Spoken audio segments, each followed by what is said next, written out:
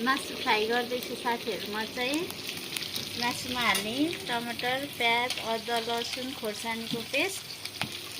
अनि यो मासुमा चाहिँ मैले जिरा, मेथी, ज्वानो पड्काएर मासु फ्राई गरिरहेको छु। अब यो मासु रातो भएपछि पहिला प्याज हाल्ने, त्यसपछि टमाटर, यो अदुवा लसुनको पेस्ट हाल्छु साथीहरू। मेरो मासु चाहिँ यस्तो हुँदैछ साथीहरू।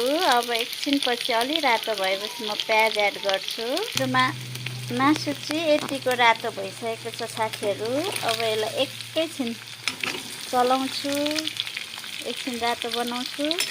त्यसपछि साथीहरू मासु यतिको रातो भइसकेको छ। अब चाहिँ म यसमा प्याज एड गर्छु।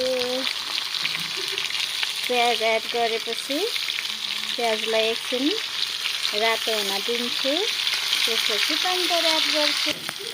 मासु चाहिँ यस्तो भइसकेको छ साथीहरू। हेर्नु चाहिँ प्याज पनि रातो भइसकेको छ। अब चाहिँ म यसमा अदुवा लसुनको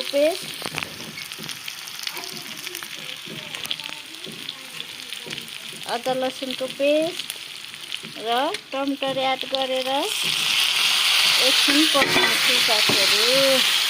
आजको मेरो मासु यसरी पाक्दैछ। अब एकैचोटि पाकेपछि कस्तो हुन्छ म हजुरहरूलाई देखाउँछु साथीहरू। यसमा मैले बेसार मसला चाहिँ हाल्नै बिर्सेछु झन्नै। नुन पहिले नै एड गरिसकेको छु। बेसार एड गरेँ। बेसार साथीहरू, मसला, जिरा, धनियाँको धुलो, मैले पकाएको मासु चाहिँ यस्तो भयो साथीहरू। अब यसमा हल्का ग्रेभी हालिदिन्छु। यतिकै भयो साथीहरू। आजको भिडियो यति नै।